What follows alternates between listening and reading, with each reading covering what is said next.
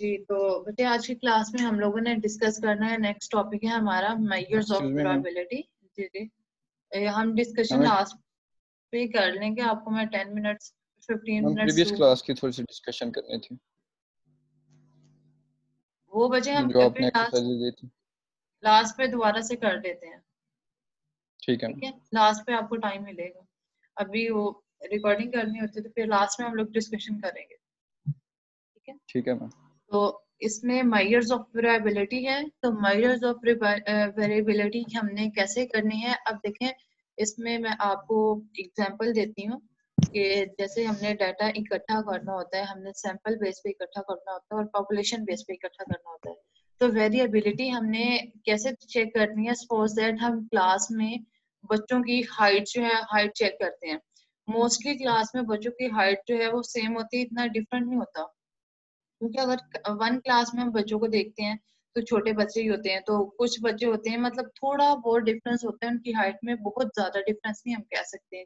हम ऐसे नहीं देख सकते हैं कि एक बच्चा जो है बहुत छोटा है और दूसरा है वो बहुत टॉल है, उसकी हाइट बहुत ज्यादा है। तो ऐसा कभी भी नहीं होता। तो हम हर क्लास में देखते हैं कि बच्चे जो है मोस्टली उनकी हाइट जो है वो सेम होती है, थोड़ा बहुत डिफरेंस ही होता है। ठीक है, हमने क्लास में ऑब्जर्वेशन कर ली और हमने बाहर जब ग्राउंड में ऑब्जर्वेशन करते हैं तो देखते हैं कि ग्राउंड में तो हर किस्म का बंदा हो सकता है, वहाँ पे पेरेंट्स भी हो सकते हैं, टीचर्स भी हो सकते हैं, स्टूडेंट्स भी हो सकते हैं।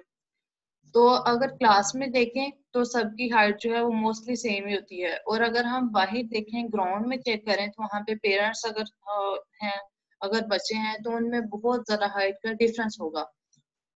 तो ये डिफरेंस जो है हमारे पास ये वेरिएबिलिटी को मेजर करता है। ठीक है, तो हम कह सकते हैं कि क्लास में जो है वो variability between students is very low and variability in the ground is very large. ठीक है, कि वेरिएबिलिटी जो है बाहर हमारे पास जो बच्चों में बहुत ज्यादा होगी और जो अंदर है क्लास में वो कम होगी।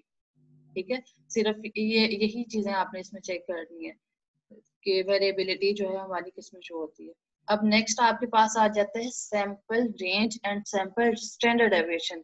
जैसे आपने न्यूमेरिकली सॉल्व आउट किया था मीन को और मीडियन को, इसी तरीके से आपने रेंज को और स्टैंडर्ड डेविएशन को फाइंड आउट करना है।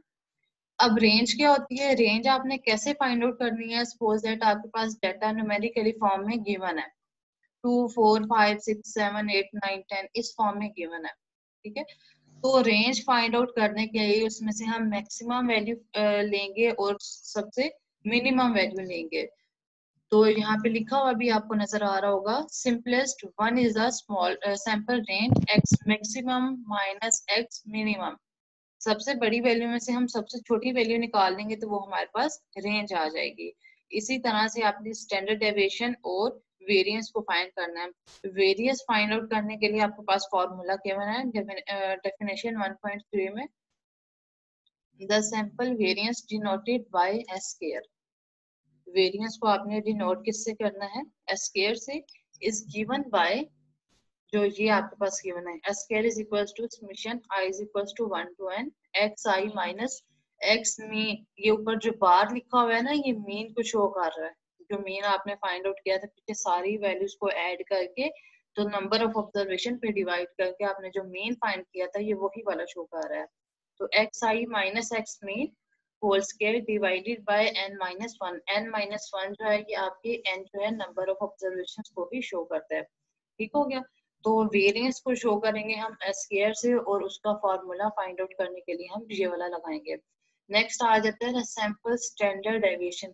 स्टैंडर्ड डेविएशन जो है वो सिंपल आपके पास वेरिएंस का अगर हम स्क्वायर रूट ले लेते हैं तो हमारे पास स्टैंडर्ड डेविएशन आ जाता है। स्टैंडर्ड डेविएशन को डिनोट किससे करते हैं, एस से, is the positive square root of S square.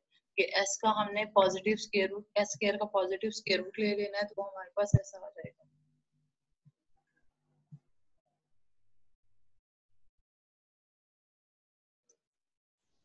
ठीक है, ये दोनों फॉर्मूलाज हमने देख लिए। तो अब इसको फाइंड आपने कैसे करना है, देखें एक आपके पास एग्जांपल गिवन है, नेक्स्ट में एग्जांपल से हम लोग देखते हैं कि अब इसको हम सॉल्व कैसे करेंगे। तो डाटा गिवन है, ये देखें आपके पास, for example suppose that wish to compute the simple variance and standard deviation, हमने वेरिएंस फाइंड आउट करना है और इसमें स्टैंडर्ड डेविएशन फाइंड आउट करना है। तो 5, 17, 6 एंड 4 ये आपके पास डेटा गिवन है, इसका वेरिएंस फाइंड करेंगे और स्टैंडर्ड डेविएशन फाइंड करेंगे। और इसका अगर आप रेंज फाइंड आउट करना चाहें तो ये देखें कि इसमें से आपने मैक्सिमम में से मिनिमम को माइनस कर देना है। तो मैक्सिमम वैल्यू आती है आपकी 17 और सबसे मिनिमम वैल्यू आती है 4। तो 17 में से 4 माइनस करके जो भी आंसर आएगा वो हमारा रेंज का आंसर होगा। इसी तरीके से स्टैंडर्ड डेविएशन फाइंड आउट करने के लिए हमने फार्मूला जो पढ़ा है summation x minus X mean whole square is equal to 0। ये आपके पास वही चीजें लिखी हुई हैं 5 माइनस 8, मतलब जब इसका मीन फाइंड आउट किया है 5 को ऐड कर देना 17 प्लस 6 प्लस 4, इन सबको ऐड करके तो नंबर ऑफ ऑब्जर्वेशन आती है आपके पास 4। तो जब इनको डिवाइड करेंगे तो मीन हमारे पास आता है 8। अब हर टर्म में से हमने वेरिएंस को फाइंड आउट करने के लिए हर टर्म में से मीन को माइनस कर देना है और सबको ऐड कर देना है। फर्स्ट टर्म आती है 5 minus 8 whole square plus 17 minus 8 whole square plus 6 minus 8 whole square plus 4 minus 8 whole square, इन सबको हमने स्क्वायर्स करके ऐड कर दिया। और ऐड करने के बाद नंबर ऑफ ऑब्जर्वेशन कितनी आती है 4 आती है, 1 2 3 एंड 4। इन सबको ये देखें जो लिखा हुआ है -3 होल स्क्वायर प्लस 9 स्क्वायर, इन सब के स्क्वायर्स लेके जो भी आंसर आएगा उसको 4 पे डिवाइड कर देंगे तो हमारे पास आ जाएगा इसका वेरिएंस। अब नेक्स्ट जो है वो आपकी एग्जांपल, उसमें कंप्लीट सॉल्व किया हुआ है एग्जांपल नंबर 1.4। डेटा जो गिवन है 7.07, 7.00, 7.10, 6.97, 7.00 अप टू 20 से तरीके से आपके पास टर्म्स गिवन है।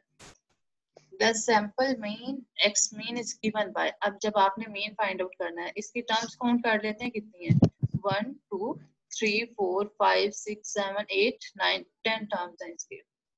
मीन्स के नंबर ऑफ ऑब्जर्वेशन हमारे पास 10 है, तो इन सब को ऐड करना है, 10 पे डिवाइड करेंगे तो हमारे पास आंसर आता है 7.0250। ये हमने मीन फाइंड कर दिया। अब सेकंड स्टेप आता है, हमने यहाँ पे वेरिएंस फाइंड आउट करना है। तो वेरिएंस फाइंड आउट करने के लिए हम क्या करेंगे, वेरिएंस का जो हमें फार्मूला पीछे हमने पढ़ा है उसी को हमने यूज करना है। The sample variance S square is given bye, अब देखिए मीन आपके पास ये वाला आता है 7.0250। अब हर टर्म फर्स्ट टर्म है आपकी 7.07, तो 7.07 माइनस एक्स मीन 7.0250। फिर सेकंड टर्म है 7.00, सेकंड टर्म ली और इसमें से माइनस कर दिया मीन को। सेम एज इट इज आपने थर्ड टर्म को लेना है, उसमें से वेरिएंस को माइनस कर देना है। अब देखेंगे आपके पास 10 टर्म है तो वो सारी नहीं लिखी हुई डॉट्स की फॉर्म में लिख दिया है, लेकिन ये अंदर सारी टर्म्स आ रही है। इसका मतलब है कि फर्स्ट टर्म से लेकर लास्ट वाली 10 टर्म्स तक सब में से आपने मीन को माइनस करते जाना है और उसका स्क्वायर करके लिख देना है। अभी 1/9 कहाँ से आता है, आपने फार्मूले में देखा था x minus x not divided by n minus 1। तो n माइनस 1 इसमें से हमने देख लेना है, n माइनस 1 जब करेंगे तो 10 इसके ऑब्जर्वेशंस हैं, नंबर ऑफ ऑब्जर्वेशंस, तो 10 में से 1 को माइनस करेंगे तो आपके पास आ जाता है 9। तो अब इसको हमने सिंपली सॉल्व कर लेना है, सबको माइनस करेंगे, उनका स्क्वायर करेंगे और 9 पे डिवाइड कर देंगे तो हमारे पास आंसर ये आ जाता है 0.001939। इसमें कैलकुलेशन ज्यादा होती है तो आपके पास कैलकुलेटर्स जो है वो हर क्लास में लाजमी होने चाहिए। As a result, the sample standard deviation is given by, अब एस स्क्वायर जो है उसको हमने देखा था कि एस स्क्वायर डिनोट करता है वेरिएंस को, मतलब रिप्रेजेंट करता है वेरिएंस को। वेरिएंस को डिनोट करने के लिए हमने एक्स स्क्वायर को लिखना होता है। और स्टैंडर्ड डेविएशन क्या होता है, सिंपल वेरिएंस का हमने स्क्वायर रूट ले लेना होता है तो हमारे पास आ जाता है स्टैंडर्ड डेविएशन। वेरिएंस का जो भी आंसर आया उसका स्क्वायर रूट ले लें तो आ जाता है वो स्टैंडर्ड डेविएशन 0.044। लास्ट पे ये जो लाइन लिखी हुई है, सो the sample standard deviation is 0.0440 with n minus 1 is equals to 9। क्या कह रहे हैं कि इसमें से हमने ऑब्जर्वेशन जो है वो n minus 1 ही ली है, वही ली है, तो 9 आती है जो इसको डिवाइड करके तो ये आंसर निकाल रहे हैं। ठीक है, ये नेक्स्ट आपके पास एक्सरसाइज है इसकी। तो एक्सरसाइज में देखें एक्सरसाइज आपकी consider the drawing time data for exercise 1.1 on page 13।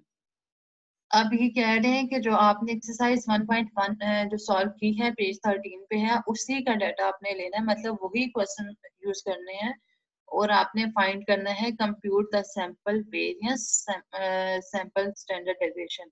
उसी क्वेश्चंस को हमने उसी क्वेश्चंस का डाटा लेना और उसी के सैंपल मीन और वेरियंस और स्टैंडर्ड डेविएशन, ये सारी चीजें फाइंड आउट करनी है। तो ये बाद में हम लोग जो है वो दोबारा से उसको सॉल्व करेंगे, आप लोग अपनी कॉपीज पे सॉल्व करके उस एक्सरसाइज को तो अभी मुझे दिखाएंगे।